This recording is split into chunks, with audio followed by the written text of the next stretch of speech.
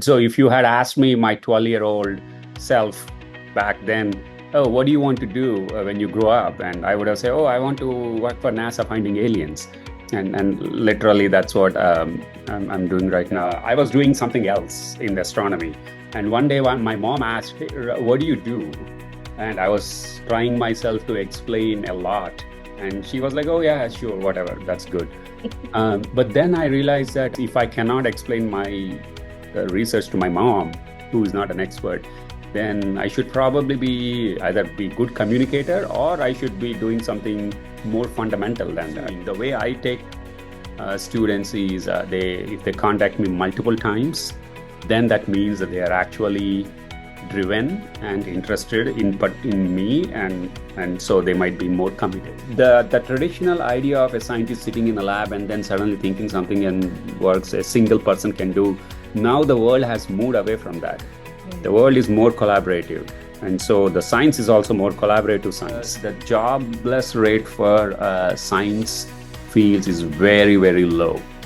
So it is very unlikely that you will be unemployed with a physics degree or a math degree. Math is scary because in our schools we are graded and then our marks and grades depend on it. That's why it becomes scary. You're right, making mistakes. It is good to make mistakes, always, but do not repeat the same mistake.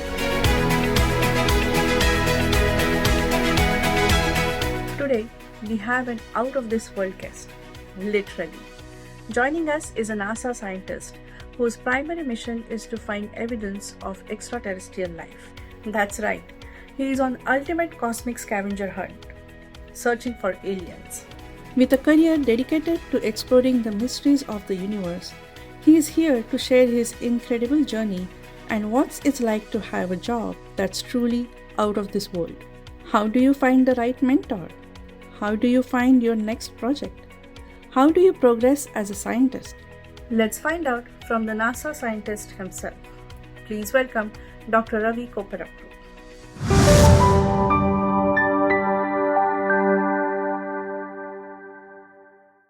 Welcome, Ravi, and thank you so much for your valuable time. Of course, thank you. Thank you for having me. This is fun. Sure. So last time when we met, I remember you saying that your day job is to find aliens, right? That sounded very exciting. Can you tell us more about it?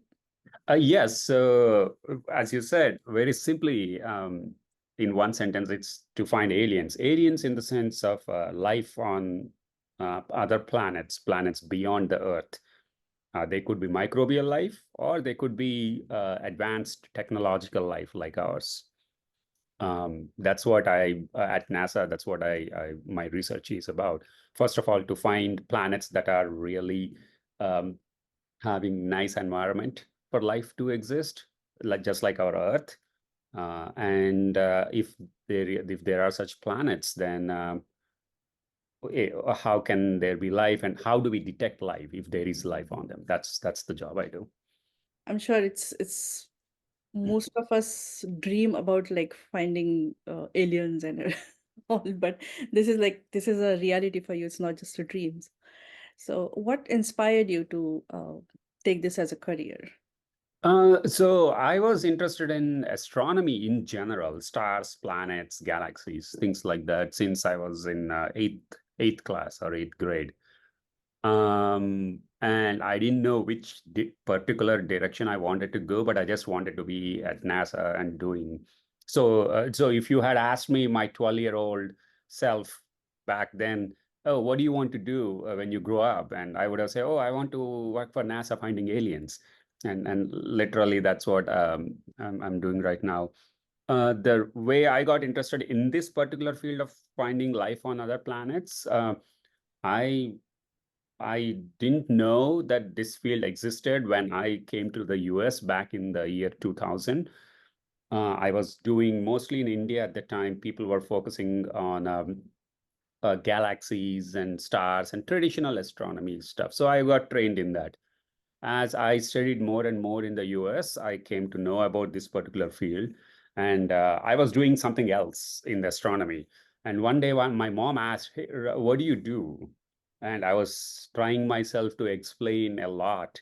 And she was like, oh, yeah, sure, whatever, that's good.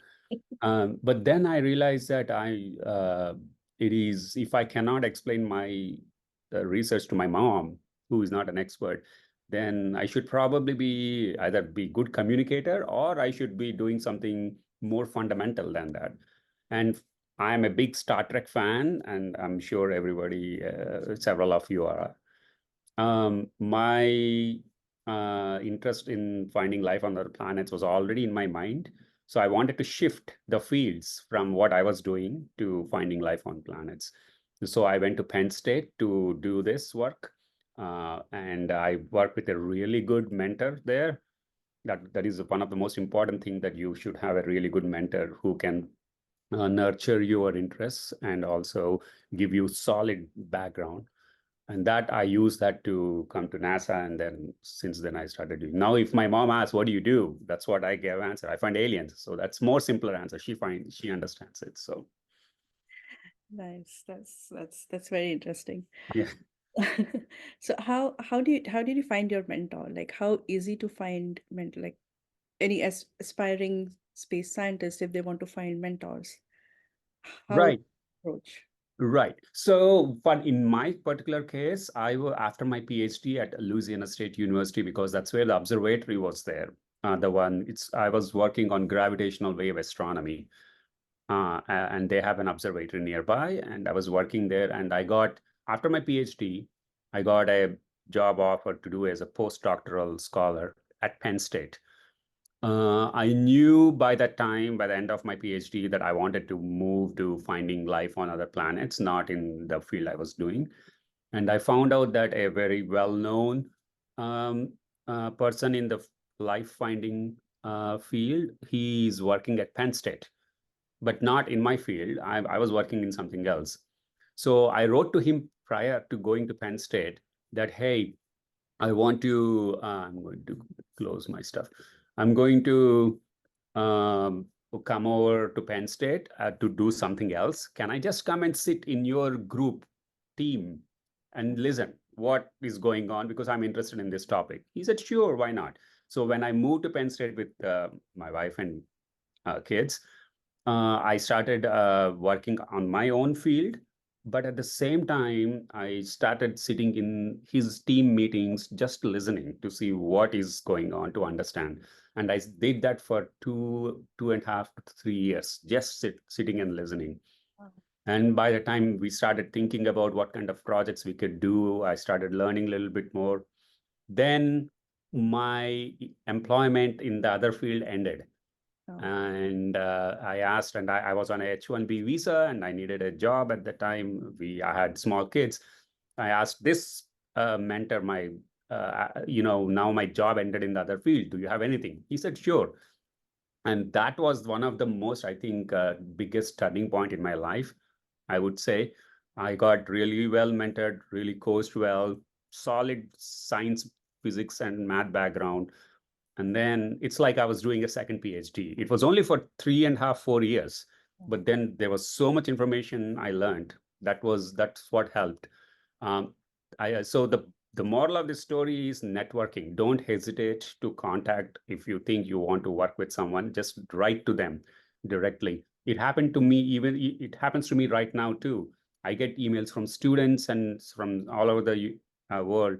Hey, I'm interested in this. Can you take me as a student? So we have very little time to spend to respond to all of them and also to take all of them. But if you keep pursuing the way I take students, is they if they contact me multiple times, then that means that they are actually driven and interested in me, and so they might be more committed. That's how I would suggest. Right. So you need to be more persistent and It's yes, networking and persistence. If you want to ask, and if they say no, then that's fine. Then leave it and go do something else. But commitment and asking people, don't be afraid to ask. Oh, if you have any project, this is my skill. You never know. right, right. You never know where it clicks. Correct. Right. So, what has been your highlight of your career? Like any particular discovery, any project that stands out? Yeah. So at one point, what I was doing when I was working with this mentor, I was there was a uh, work I was trying to find how common are Earth-like planets. We wanted to know. Mhm. So I was doing this thing, and then I realized that I found that answer, and then I immediately jumped out of my chair. I was like, "Wow, they are more common than I thought." And Oh, so that I think was one of the important ones. But if you ask me what is the highlight of it, after I joined this mentor, we worked on a small little thing, and then I didn't know what else to do after that project was done. So I asked my that mentor, what do I do? He said, go talk to other people, go talk to someone else, and see what they want. It is important to note that if you want your work to be recognized, at least in this field, it is not only important, it is, you cannot just work on what is interesting to you. You have to work on what is interesting to people, right. because that's when the people notice. If you even, it's true for even in general, even in our everyday life, if you do something that is important to other people, they recognize you, they value your work. So that's what my mentor said, go talk to other people, see what they want. So I talked with them, and then they said, oh, we don't know where habitable planets can be, how far habitable planets can be from their stars. So we started working on it, and that is the reason why my work was more recognized. You go and talk to people and see what they want and work on that topic. Nice. Yeah. So I think that's the major skill that you need to have, like, Right. right. Yeah, you can have your own interests and you can work on them. That's great. But if you want to be taking to the next level, talk to people, talk to as many people as you can, see what they want. Right. Because that was my next question. What skills or qualities are essential for someone who want to make their like pursue this as a career? I would say solid science background in math, physics, and chemistry. Definitely. Math, 100%, no question about it.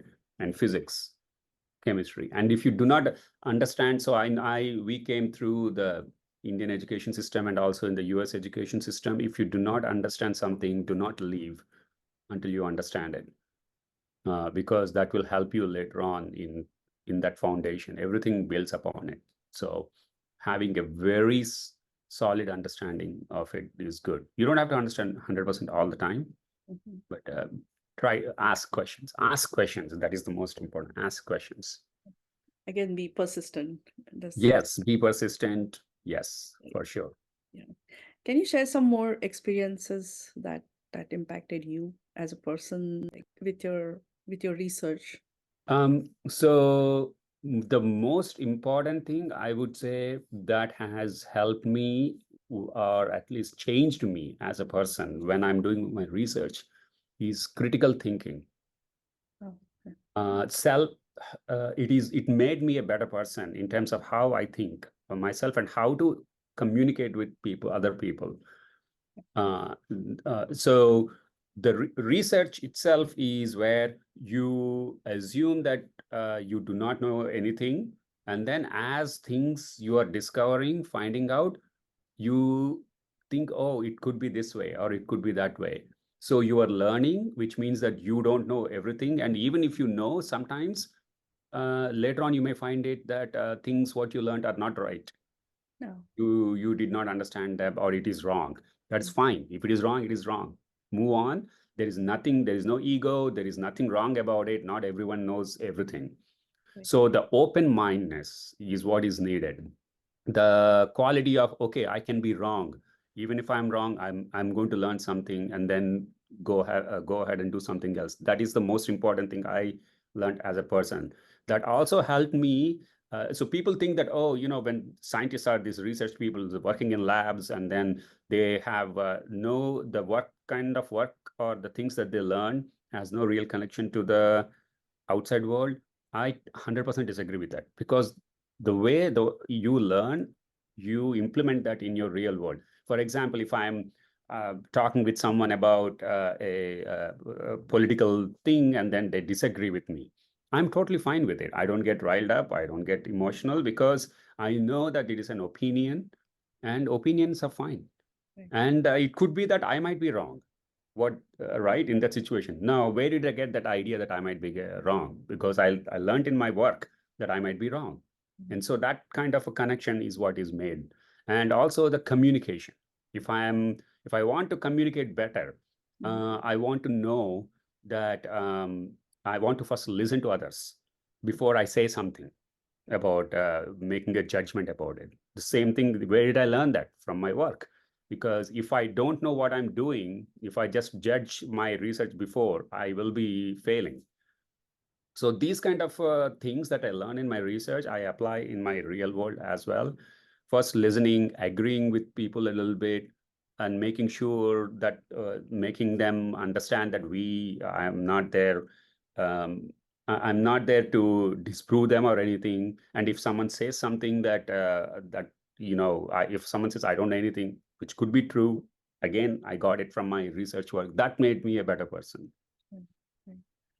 Like being open-minded, accepting your mistakes and moving forward, right? Right. Golden rule. The first thing I keep mentioning this to everyone, golden rule. Don't do things to others that you don't want others to do to you. And be open to what you want to listen to other people. It makes how you talk and how you communicate makes total difference between how the relations are with the people. And I learned that again from my research. Right. Yeah. That yeah, that is very important. Like, you know, Yeah. yeah, that's right. Any challenges that you face? Like, what kind of challenges you face in your day-to-day, like, career, like in Uh, your office yeah. work? Right, right. So my mostly bureaucratic, I would say, and in terms of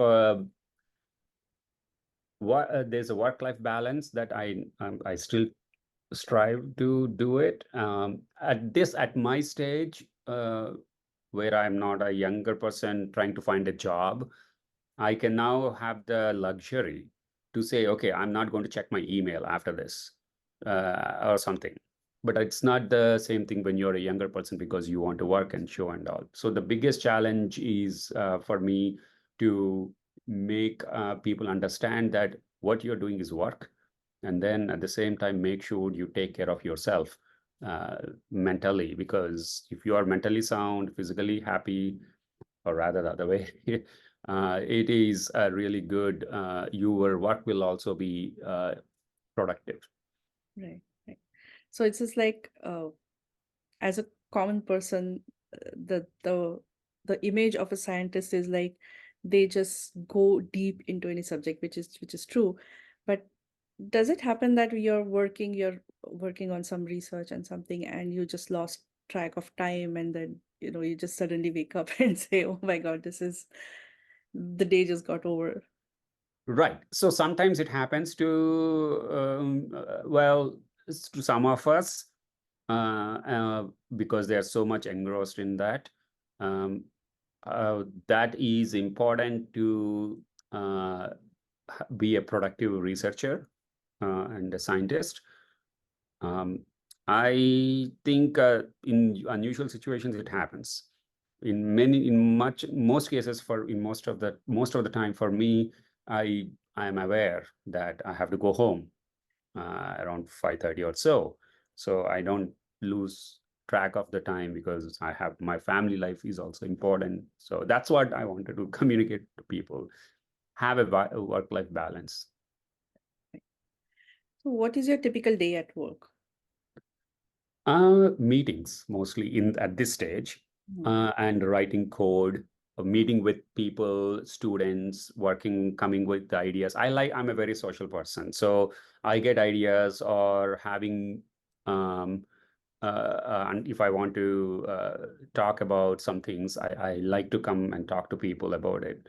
The most important thing I learned about um, again, I mean, I feel like we are not talking much about my work, but most about how the philosophy of life or something. Uh, but right. That in So uh, yeah, yeah. it So the way the typical day would be like I come to office, I say hi to people. People come to my office. We talk about work, what kind of ideas, what is the current status, then meetings. It's very flexible. There is no set. I have to come at 9. I have to go at 5. This is a beautiful part of the research. academia, some in many places, not all the places, that you have the flexibility to do the kind of job that the work you want to do, and finish, and not be too stressed. That's what I would say. And listening to people and coming with ideas is the most important thing I could do in a typical day. And if you want to manage your work, you manage people first, because people do work. So you focus most of the time on the people, like make sure that you listen to their concerns. I'm in management also. And so management is mostly about how you manage people. Right. So make sure they're happy, joke with them, have a casual conversation, walk with them. They'll do the work. Don't get focused too much on the work. Focus on the people. That's good. What aspect of your job is most rewarding for you? Communicating it with everyone.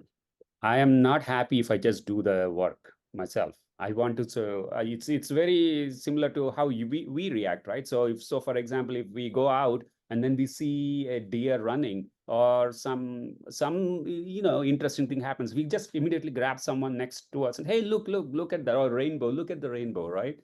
This Right. is exactly what research is. We find something interesting, we want to grab someone and then say, hey, look, we did something. So communicating is the most exciting part for me. Right. Thanks. How do you stay current with the latest advancement of technology, or it's ever changing, right? Like every day there is something new coming up. How do you keep yourself updated? So I attend meetings, conferences rather, and then I also read papers published by other researchers. And if I also sometimes the way we work in academia is the way we publish our work is we send it to our colleagues, or in the community, they review it and make sure that haven't done anything stupid or something. And so sometimes I get those other people's papers. I read them and they review them and send them back. So that's one of the ways I keep in um, contact with the most recent research, and also conferences, also reading papers, also talking to people again. Right. Yeah. So how do you find your next project? Like, how do you decide, okay, this I'm going to research on next? It is that, again, I really, so we have so talking to people, right? So I mean, the traditional idea of a scientist sitting in a lab and then suddenly thinking something and works a single person can do. Now the world has moved away from that. Right. The world is more collaborative, and so the science is also more collaborative science. So the ideas you get is talking with your colleagues, or you go to a meet conference, you talk to people, or you listen to some presentation, and then you think, oh yeah, that's a great idea, so how about if I do that one? And so that's how we get the ideas from there. But when you get the idea, one has to be careful about giving appropriate credit to people, where you get the idea from or who contributed to the idea, and then make sure that you involve them or give credit to them as you continue with that. Right, right. It's a teamwork, basically. Like go with the team, right? It's all teamwork. How Right. would you use AI in your research? We get data from telescopes, and those telescopes have data collected to us. Depending on how much data we have, we could use. Now I'm actually working with someone on this project of using anomalies. Anomalies is something you don't expect in the data, but they look somewhat weird. So why is it there, and so on. So those kind of things are now becoming more and more prevalent, and that's what we are using them. We have to keep updated ourselves, right? So otherwise we'll go obsolete. So that's the new telescopes, new data set, new AI and machine learning things. We have students who come and work with us on that. Right. So that will open up like more career options Opportunities, yes. for Right. more students, right? That's for sure. Yeah. What are your long-term career goals? Long-term career goals, I want to be on a side where I want to see the first discovery of life. That's all my long-term career at this point is. I want to be remembered in history. That's all. Nice. Um, Yeah. So this is like a very interesting and very, very different field of career. What do you recommend any courses or any workshops or any type of experience like new students if like say high school student if he's aspiring to take yeah. as a career, what do Right. you recommend? So before they decide this as a full career for life, I would suggest they do a small project research for summer or something, or maybe during the school year for 3, 4 months and see if they like it. Right. And then once they do, and if they like it, then they can pursue this as their undergraduation or a graduation or PhD. We at NASA, we have internship programs. And there's also programs after people, after graduating undergraduation, done with undergraduation, they would come for a year or so, taking a break before they go to grad school to Um, do some research to see either to see that if they are interested or to increase their chances of getting into grad school by publishing a paper in that 1 year working on a project. oh, nice, nice. So Right. how easy or difficult is it to get into NASA or for the research like for school? Right. Um, It is, there is an official internship program from NASA, and also there are contracting agencies that also we ask to recruit students. It mostly depends on who is available, what kind of funding is available, who has time and what. So you just have to contact people at NASA and see at who you would want to talk. Right. So, what are the typical career progression in this field? So there are several opportunities here. Once you do your master's, it's you could be doing science communication if you are interested in this. Uh, you could become a teacher, or you could become a staff scientist at an observatory, depending on the instrument or something. If you have an experimental experience, if you do a PhD, then you could apply for being a professor or an assistant professor as a faculty, though there are different levels of that. If you want to go as a professor, an assistant professor at a research university, the there's a lot of competition there, and you have to show that you're really good and all that. Same thing, teaching universities are also there. There are 4 year college universities. There also, you could do after PhD that you could apply immediately for teaching schools, liberal arts schools, essentially. Also, after master's and PhD, you could go to academic industry, because the industry is always looking for people who are trained in sciences. Because, as I said, sciences teach you how to think, and if you have the necessary skills in addition to that, essentially coding, or if you have something related to problem solving skills, they will definitely be interested. And people moved from academia to industry after doing their PhD, after doing their masters, and they got solid jobs in industry, and they're quite happy with it. Oh, wow. So, what kind of industry? When we say industry, what kind of Right. industry? So they after you could do data science, you could do if you learned artificial intelligence, machine learning, you could do that as well. I literally know a PhD student from one of the California universities who I'm working now with. He's graduating soon. He's going to work with one of the AI companies after working, and his PhD thesis was finding a planet around another star. Oh, Has nothing to do with this AI, but then they are interested. They want to, you have a PhD in physics. And wow. so it means you can think differently. And so you can, and and he's going to be probably far richer than me ever, I would ever could be. So, and he's happy. So he did what he wants to do, and he went back. So I've known my colleagues since last many, several of them did this. It's pretty common. Thanks. Mm. If you could change one thing about your career, what would it be? I probably would have. I didn't have exposure to much of the research activities options available in India, so I would probably would have explored a little bit more and see which topic I would be interested in, so that I wouldn't have wasted much time on something that I was not interested, but then go somewhere else. That's the only thing. Now there's more exposure. And actually, that was my next question. What do you think will help spreading awareness about this career? Like you said, you were not aware of this career field until you came to US. Yeah. So, what can be done to spread the awareness about it? Um, I would say, um, asking people, first of all, to know if you know someone or contact has a contact. I keep getting this. Someone's colleague's friend knows me, and then so they contact me and they say, "Hey, these are the options you have." Also, if you are not sure about whom to ask at all, just cold email people at NASA.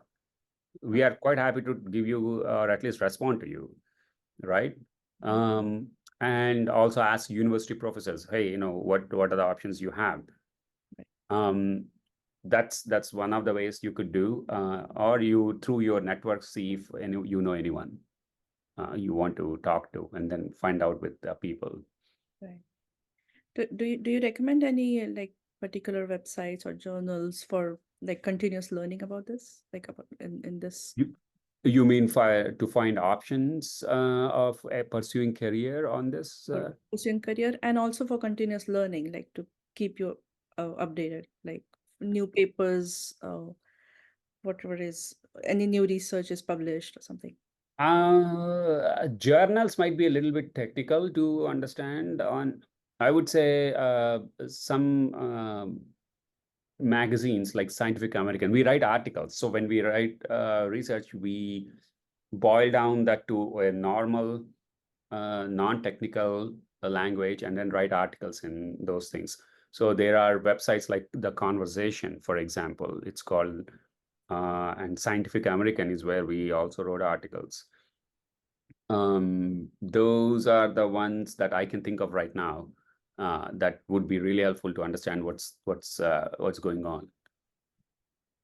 So when you said you write articles, I remember you saying you were writing some stories also, like sci-fi stories. Is that That's right. hobby? Like or Right. So I do write sci-fi stories. I wrote like maybe 25 or something, 20, 25 of them in my language, Telugu, which is, I'm from Andhra Pradesh.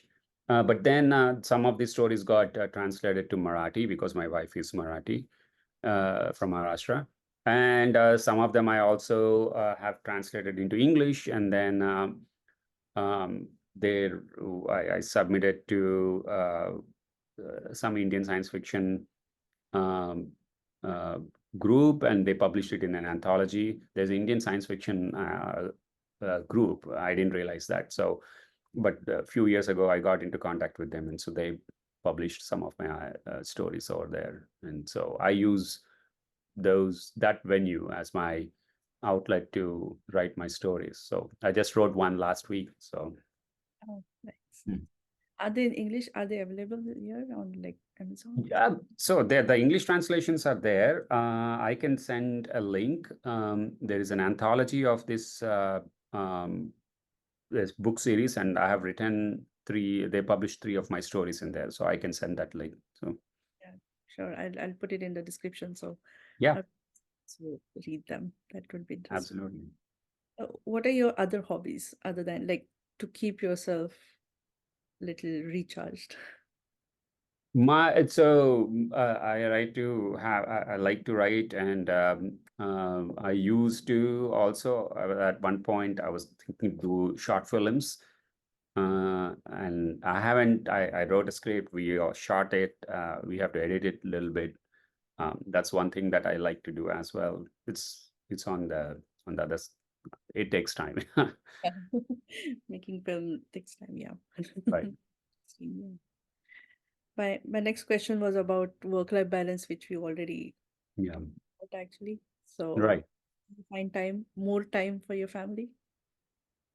Yeah, now that I have grown-up kids, I don't have to spend so much time, but I like to spend a little bit more time on traveling, meeting my old friends, and especially my parents back in India.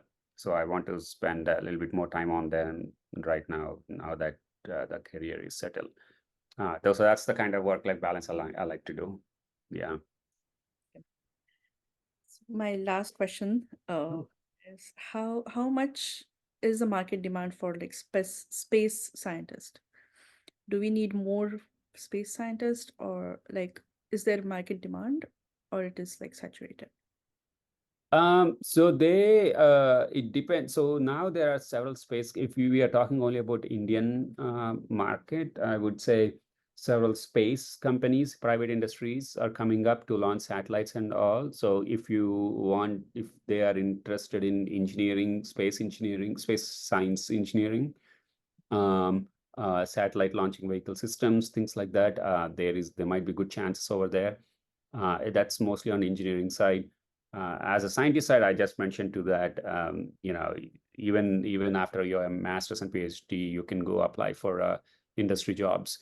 There are uh, the career services at your university or place. They can help you, or through your contacts, you can do it to figure out how to um, massage your resume so that it is more industry friendly. So the jobs, one thing I could say that I don't know about this in India, the jobless rate for science fields is very, very low. Oh, So it is very unlikely that you will be unemployed with a physics degree or a math degree. If you have a math degree, then you can be super rich because you can go and work for Wall Street. oh, yep. Right. For physics, then of course you can go to IT field and you can use your skills. So it depends on how you market yourself. There is no limit to it. So I see lots of math thing behind you on the board. So, Yes, so we were doing some. So my son also last summer he did a project with me, though that's the math I was doing. So this summer he's doing some AI project, how to teach AI to think, prompt generation uh, to give proper responses. So that's he's doing with one of my colleagues. So this was a paper we wrote, my son and I, and some of our colleagues. He's a co-author on that paper. So that's the math that you are seeing there. that looks little scary to me, but of It's course. math is not scary. Math is scary because it becomes scary because in our schools we are graded and then our marks and grades depend on it. That's why it becomes scary because we are punished for being because we are failing. For But making. you're right, making mistakes. It is good to make mistakes always, but do not repeat the same mistake. Right? So you're allowed to make mistakes. And in fact, it is mistakes are the ones that how you become a better person. You learn things from there. And so please do mistakes, but don't repeat the same mistake again and again. So that's what happens in schools too, right? So when for your mistakes, they remove points, and then so people, that's like a negative feedback giving to students. So they start disliking that subject. Instead, if they do a mistake, just don't remove the points. Just not do anything to it. Just give them a feedback. Oh, this is how you do something. This is how you do it. They might be more interested in that way. Yep. Yeah. Thank you so much, Ravi. Yep. We learned a lot today. Oh, not a problem. I'm happy to help in any way I can. Thank you so much. Thank you for your time and sharing all your experiences with us. It's definitely going to help new students and everyone as a person how to, live life by making mistakes and learning. Of course. That is how we learn. That's true. Thanks. Thank you so much. Hey, not a problem. Thanks for having me. It was fun.